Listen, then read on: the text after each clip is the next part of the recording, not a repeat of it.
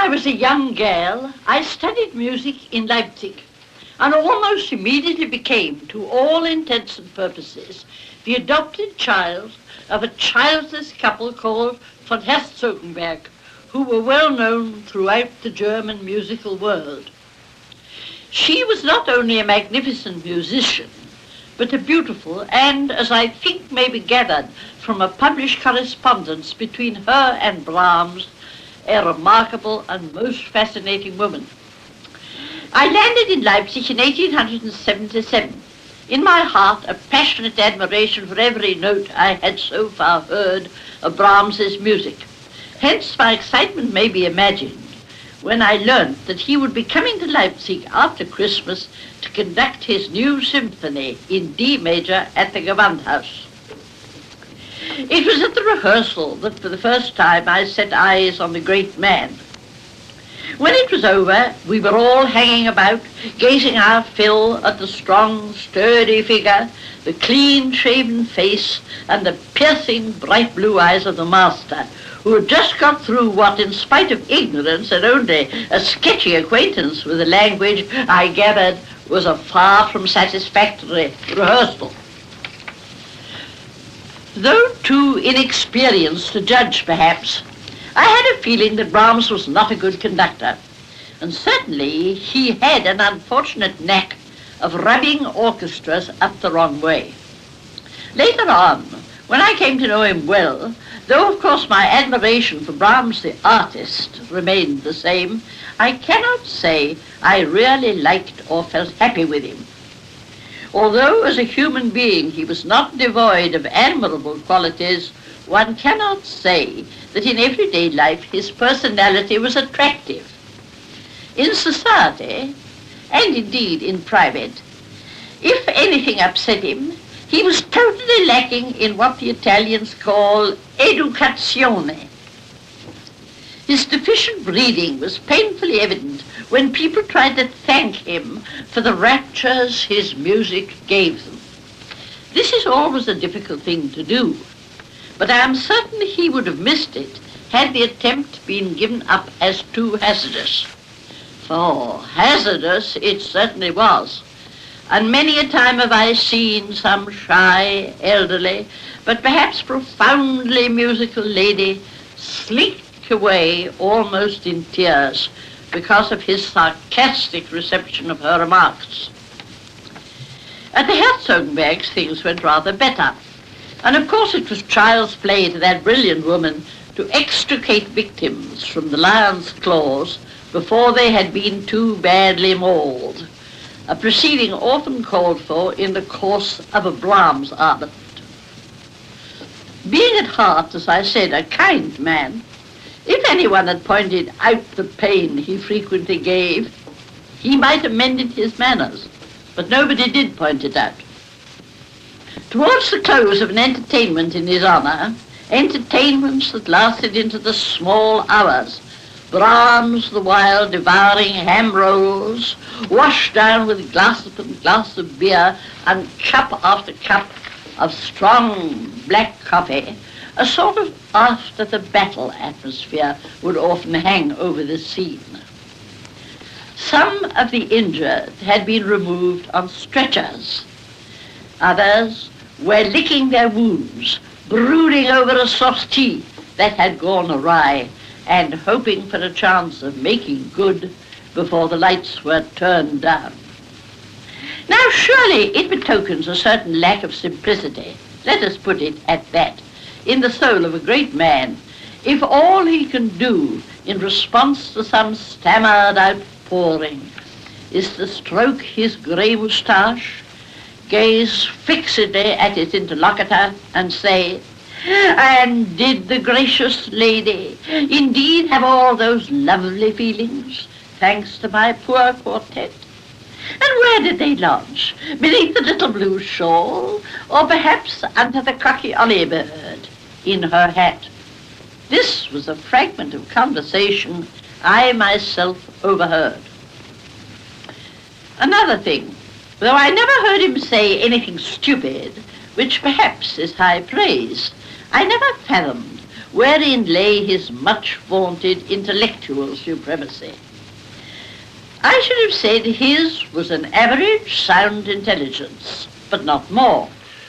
Again, the very integrity that often made intercourse with him like playing ball with a hedgehog could take a very sympathetic turn, such as his horror of being lionized, which made him refuse all offers to go to England.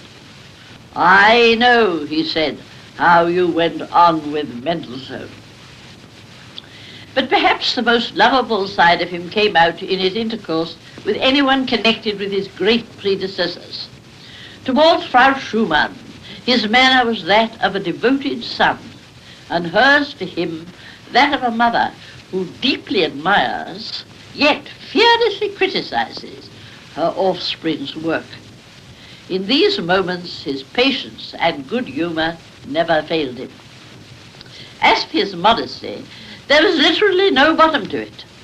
I do not mean that he was unaware of his own worth, but admirers who persisted in alluding to his C minor symphony as the 10th symphony, and otherwise put him in the same category as Bach, Beethoven, and Mozart, were mercilessly snubbed.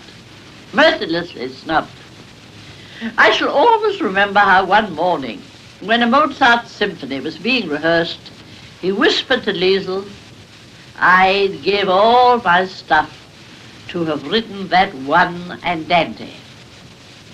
And as we are now telling the tale of his virtues, let me not forget to say that those who knew declared that his generosity to poor musicians and to old friends fallen on evil days was literally inexhaustible. Another sympathetic trait was his anger towards Wagner, whom the Brahms party affected to despise. These things are relative, but I assure you that when I heard him say one day, "Wagner's imitators are apes, but the man himself has something to say," it struck me, a very lukewarm Wagnerite, as a generous tribute. To turn to less engaging aspects of Brahms's character, what particularly infuriated me was his views about women. We all know the Kaiser's dictum that we are out of place everywhere, except in the nursery, the kitchen, and in church. But there was something still more offensive in the view upheld by Brahms, who, as bachelor and artist, preferred to look upon women as playthings. Of course, he made exceptions. His beloved Frau Liesl was one.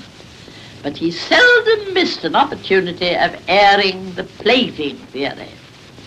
It was on this count, I think, that I scored my greatest success with Brahms, in that I wrote and sent him a sarcastic poem, the last verse of which, translated roughly in prose, ran, "The great Brahms is forever declaring that a clever woman is a nuisance. So let us diligently cultivate stupidity by way of qualifying as thorough-paced Brahmsites."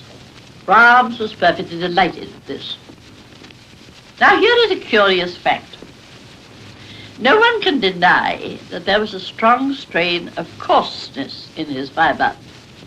His taste in jokes sometimes left much to be desired, and what angered me most, confronted by a pretty face, he had a way of pouting out his lips, stroking his moustache, and staring, exactly as a little boy stares at tartlets in a confectioner's window. Yet, of this coarseness, there is not the faintest trace in Brahms the artist. Can one think of purer depths of tenderness than well up in his music?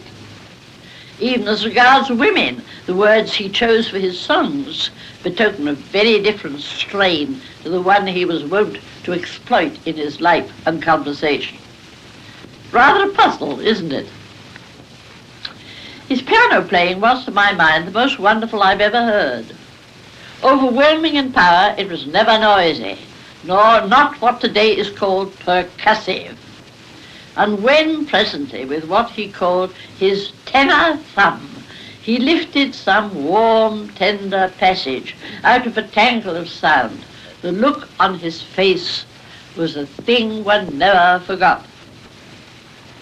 Best of all, I like to think of his playing Bach's mighty organ fugues, sometimes accompanying himself with a sort of muffled roar, as of Titans moved to sympathy in the bowels of the earth.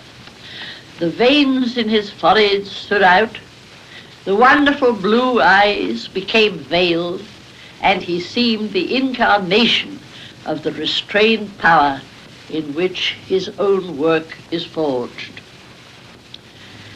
To conclude, in Brahms the man, I saw, on the one hand, detective perception of subtleties, whether in people or things, lack of humor, and of course, the legitimate selfishness of genius. On the other hand, I saw high-mindedness, generosity to opponents, and real goodness of heart.